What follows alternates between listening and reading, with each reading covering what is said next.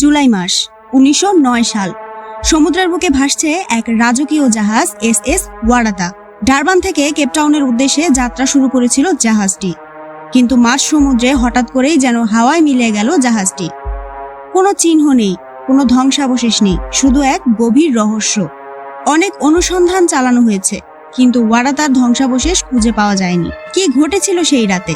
কি ছিল সেই অজানা শক্তি যা গ্রাস করেছিল এই বিশাল জাহাজকে? ঝড় নাকি অন্য কিছু? শতাব্দীর পর শতাব্দী ধরে মানুষ খুঁজে চলেছে এর উত্তর। কত অনুসন্ধান, কত গবেষণা, কিন্তু আজও ওয়ারাতার রহস্য অমীমাংসিত। এটি শুধু হারিয়ে যাওয়া একটা জাহাজ নয়, এটা এক গভীর প্রশ্ন যা আজও আমাদের ভাবায়।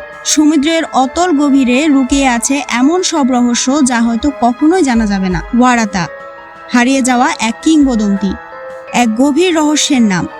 ওয়ারাতার রহস্য কি কখনো সমাধান হবে?